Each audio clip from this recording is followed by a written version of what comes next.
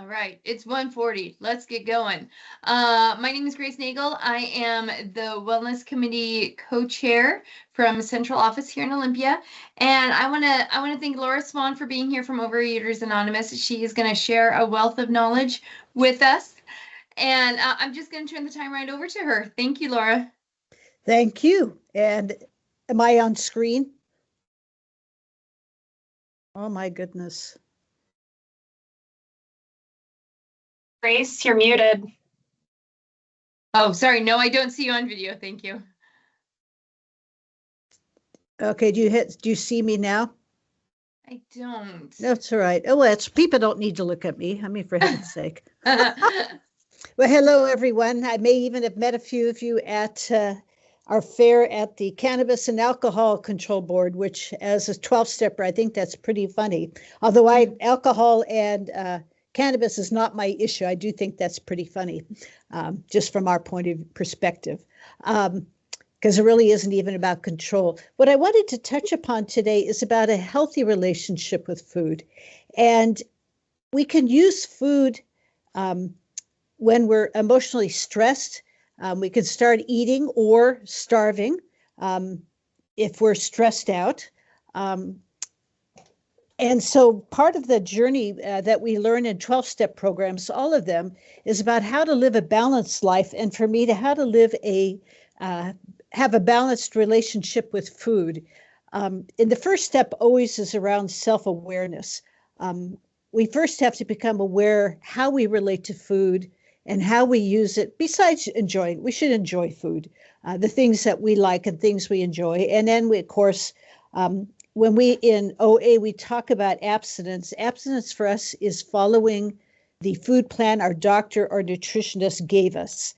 And most of us have had that conversation with our doctor about, follow a Mediterranean diet or something close to that. And, examine what our eating patterns are, how they are, if we have high blood pressure or if we have heart trouble or diabetes or any of the things that can crop up, not necessarily because of food. You can be a perfectly thin, normal eater and develop type 2 diabetes.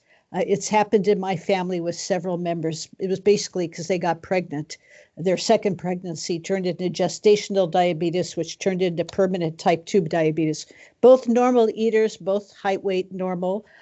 So we really avoid saying because you eat too much or you starve too much, therefore that's why you've got all these health issues. And I want to say right up front, we really avoid that because that's just dumping guilt on people for something that is not a part of their journey. It's just not true to who they are. For me, I would say that as I started working too much, one of the things I have to watch, you may have to watch, is I can be a workaholic. Part of it is because I'm passionate about what I do, and so it's hard for me to put it down and walk away and go exercise, which I do try to build a pretty steady pattern of exercise. Which is a much healthier way for me to alleviate stress. I joke to my students, I teach part-time at St. Martin's, that if they're getting stressed out over papers or tests, get down to the health club and start lifting weights and kind of curse the homework assignment, curse the test, curse whatever it is they're pushing or lifting or pulling weights. And they start laughing, but it really is a good way to relieve stress.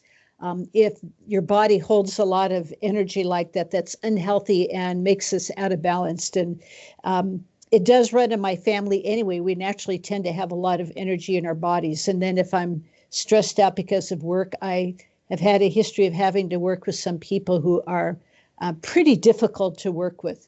Don't want to label them, but their behavior was pretty toxic. And then but I still had to find a way to work alongside them and try to keep healthy boundaries and minimize how much I have to endure some of their behavior and keep it on the issue of work and not into interpersonal stuff. But my go-to would have been to go eat food. And that's how I put on weight, was because I wasn't even aware at first that there were people or situations around work that were very difficult. And I wasn't even aware of the fact that I was eating more and more and more. And then all of a sudden I'm realizing the scale's going up. And I finally had to figure out what those connections were between my eating habits and the weight that I was putting on and the stress that was in my life. So first you have to be aware of the stress. Then you have to figure out what the cause of that stress is and what you can alleviate or minimize and what you have to find some skills to work with. Because sometimes customers, clients, coworkers just can be very difficult people for us to work with. And so finding skills for how to be around them that doesn't involve acting out with food. And as I said, it can be starving. There is another one called bulimia, which is really kind of tragic, but it's another form of very unhealthy relationship with food. But most of us just simply overeat. That's the more common pattern in our particular culture, is that. And my doctor keeps trying to stress healthy lifestyle over worrying about what the scale says, because our culture can be a little over obsessed with being very, very thin. That's the challenge for anorexics or people who tend that way, is they basically get applauded for being underweight, which has its own tragedies. But looking at, for me, it was kind of radical, eating 3 times a day, nothing in between, because I tend to be a grazer. I didn't eat it necessarily a whole lot at one time. There was never a stop between one meal and the next meal. And it was because, I guess maybe like smokers smoke, I was dealing with stress that way. And so my first step was, for me, it was important just 3 meals a day, nothing in between, because otherwise I was tiptoeing back towards grazers. Other people, especially if you're diabetic, it's probably more like 4 or 5 meals a day that are much smaller. So same amount of food your nutritionist wants you to eat, but spread a little bit thinner because of, the challenges of living with diabetes and trying to control it as much as possible with the way that you eat, maintaining that. The importance, as I said, of exercise, that does not necessarily mean Planet Fitness. That's where I happen to go. It can be a health club. It can be out walking. Being in nature is actually really important, oddly enough, in terms of a healthy relationship with food.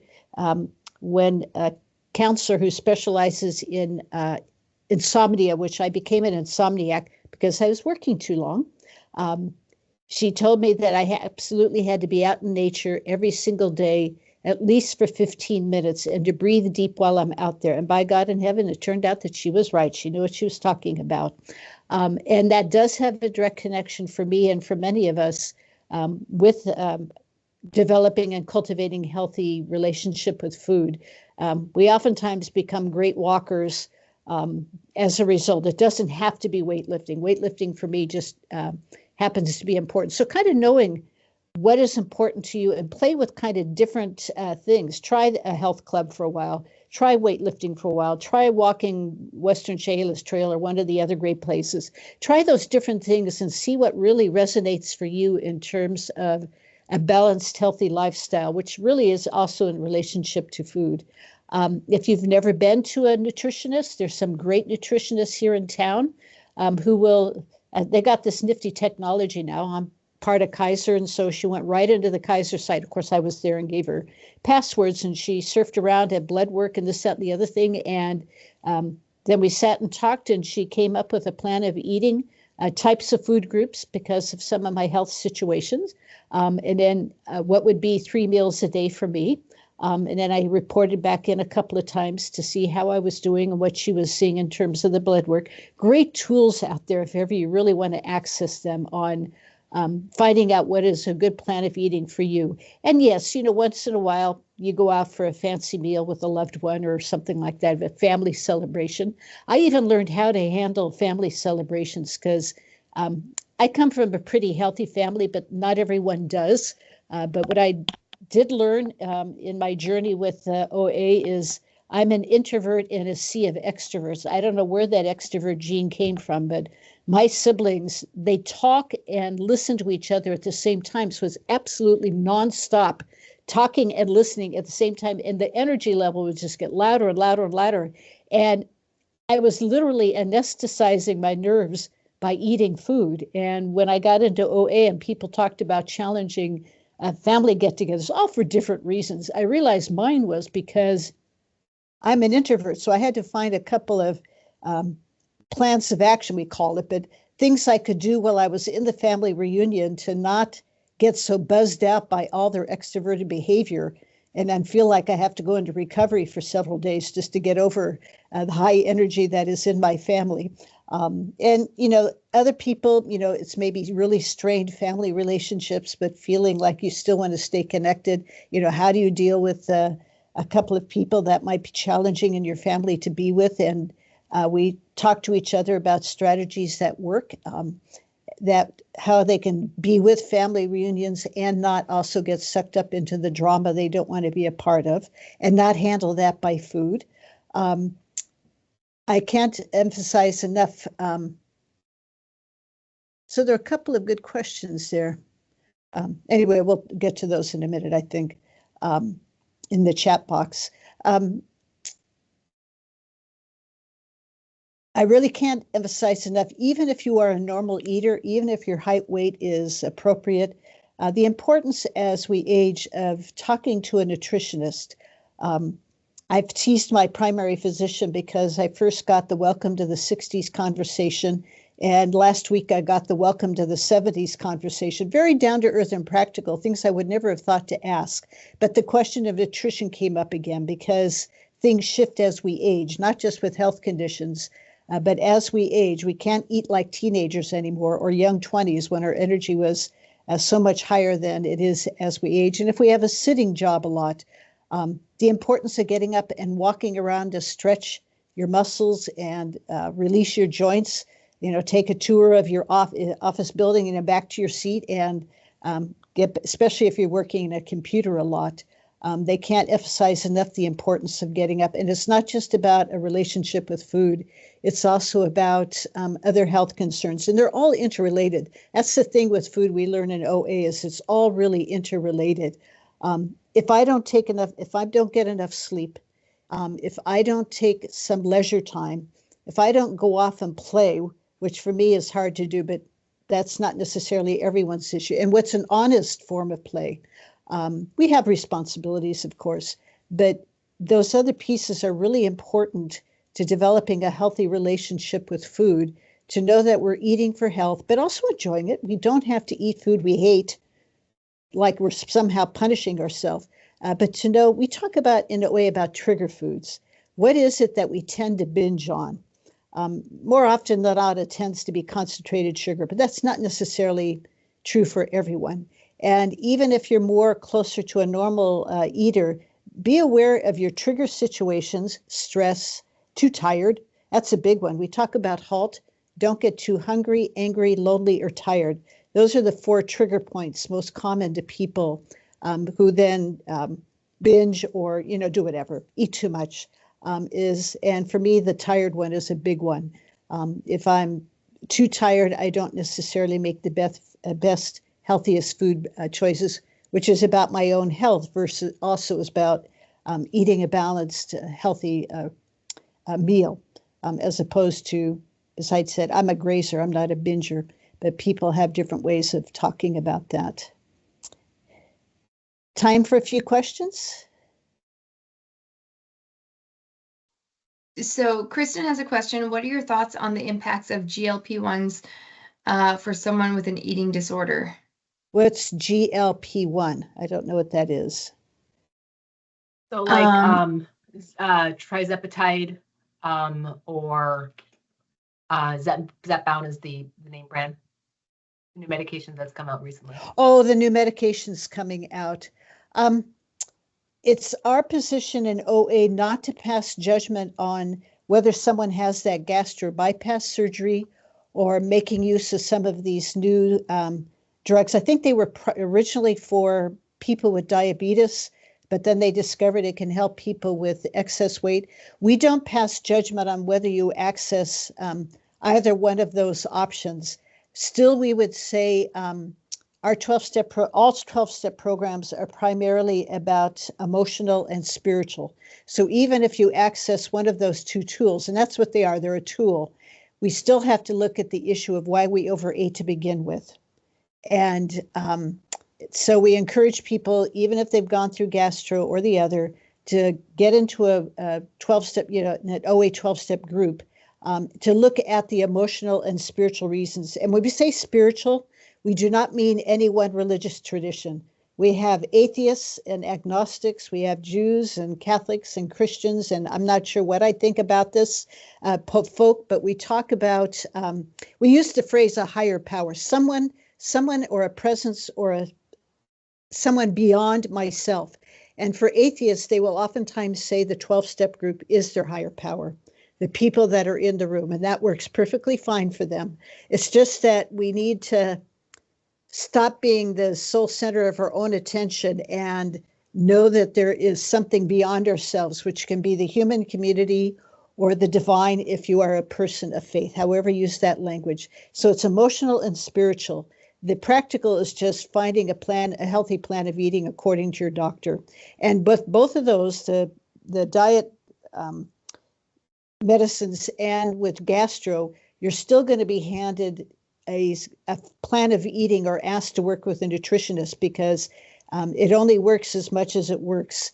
You need to have a healthy plan of eating, and the drug helps you get into that healthy plan of eating. It supports you in getting there and learning how to live that way. Gastro, same thing, and it's even more important that you follow the instructions of the nutritionist. I know someone who landed in a nursing home because she had ignored all her instructions that she was given. She kept eating the way she did before, and you can kill yourself that way, quite inadvertently, but you can. Good question, though. Well, our time is up, but if you want to stay here and keep talking to Laura, you totally can. Thank you, Laura, for your time and your preparation for this. Our next meeting, our next class is at 2:00. It's about ergonomics. Oh, and also, if you would like to give feedback about this session or any of the other sessions that you've gone to, I'm putting the link in the chat right now. So thank you so much, Laura. I appreciate you coming and taking your time out. You're most welcome. Okay. Right, thank you. I'll hang around just in case there's more questions. Okay. Hi, Laura. Hi, Derek. I couldn't type anything in the chat. It's not available to me, but I was wondering healthy alternatives to when you're tired, like primarily those last few hours of the night before bedtime. Is not.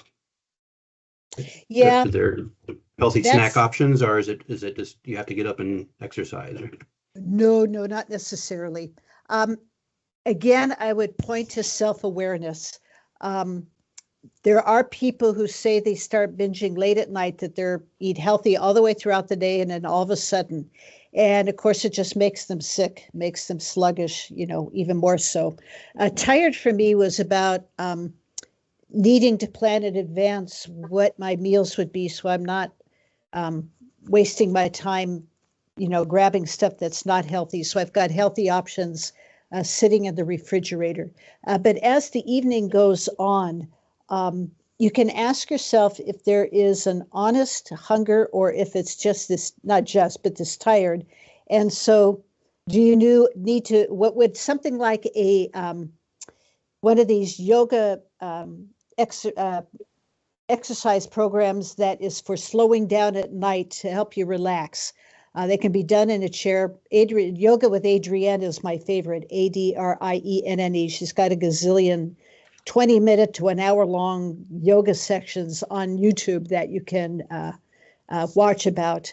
For me, it's about making some herbal tea and in my recliner chair with a good book. And because I'm an insomniac, then somewhere along the evening, I switch over to audiobook and turn the lights down, and that helps my brain actually go to sleep. So try different things other than eating, unless there's a small something you can eat that you find is both healthy and alleviates that sense of tired. Otherwise, think about herbal tea and maybe some stretching, chair yoga. You can pick up a couple of stretches off of YouTube and stretch out those tired muscles. And then I would even say TV is probably not very helpful. I'm not totally opposed to TV, but I think for many of us, when we're really tired, something like reading or listening to a book is a much better choice than social media or the television set. But try different things. Be playful with it. Thank you. Other questions? I thought a hand go up. Paula? Yeah, I did, Laura. When is the best time to like not eat after a certain time at night? Like, is there a certain time that if you really want to lose weight, you just should not eat? It's been my practice in the practice of, there are several, we have a number of people here in the South Sound who have lost over 100 pounds and kept it off for years. And we all feel like at 6 o'clock, unless it's a special occasion or a family reunion or something like that. But generally speaking, I don't eat after 6 o'clock at night. The herbal tea, yes. Stay away from caffeine because I am an insomniac, but it probably doesn't help any of us after 6 o'clock to slow down and to relax those muscles. And herbal tea tends to help with that. So I would suggest that you try not after 6 o'clock. Or something like that, if it has to be 6:30 because of family or whatever. But to allow your body some hours of digesting before you try to go to sleep. Okay, thank you. You're welcome. Any other questions out there?